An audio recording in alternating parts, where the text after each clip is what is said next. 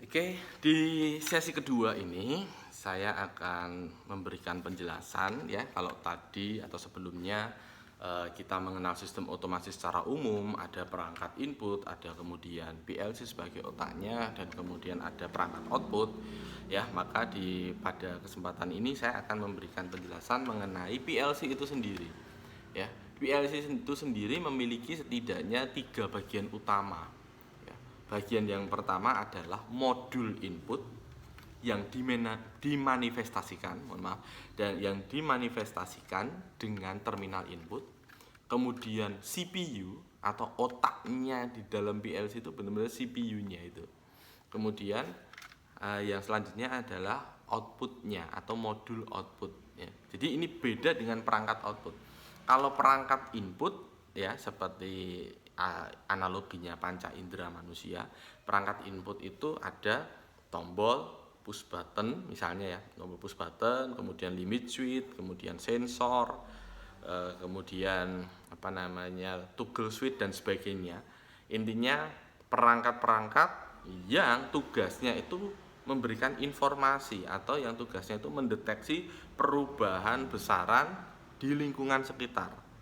Ya, misalnya push button itu mendeteksi adanya perubahan tekanan pada tuasnya atau mungkin pada bagian yang akan kita pencet atau akan kita tekan. Itu kan yang tadinya dia kan ditahan dengan pegas, ketika kita tekan kemudian dia akan konduktif. Lah itu perubahan itu yang kemudian nanti akan diterima oleh perangkat input PLC.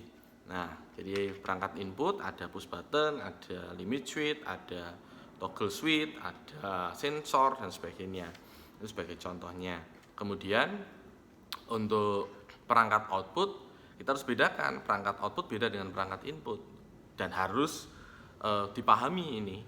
Perangkat output itu ada lampu, ada relay, ada solenoid valve, ada motor ya, motor yang tentu saja motor itu harus mampu untuk dialiri arusnya oleh output PLC. Kalau tidak ya kita harus lewatkan relay atau kontaktor ya. Nah, jadi kontaktor dan sebagainya itu merupakan perangkat output. Nah, itu yang tadi perangkat input, perangkat output. Nah, sekarang modul input apa? Modul input itu adalah modul yang jadi satu dengan PLC-nya. Kalau di model compact ini, ya, kalau di model compact ini adalah modul yang jadi satu dengan PLC-nya. Jadi, kalau modul input ini nanti tugasnya adalah akan berhubungan dengan perangkat input. Jadi perangkat input nanti akan kita koneksikan dengan modul input ini.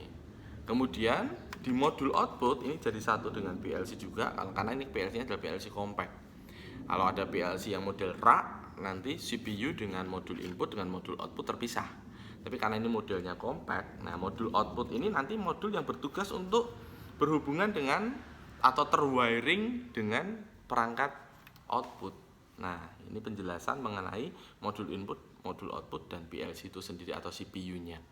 Jadi di dalam ada CPU, kemudian modul input ya termanifestasikan dalam terminal input, modul output termanifestasikan dalam terminal output. Nah, ini terkait dengan modul input, modul output, dan PLC itu sendiri. Jadi PLC satu seperti ini ya, satu PLC ini ada 3 bagian. Bagian modul input, bagian CPU, dan bagian modul output. Ini mengenai PLC-nya itu sendiri.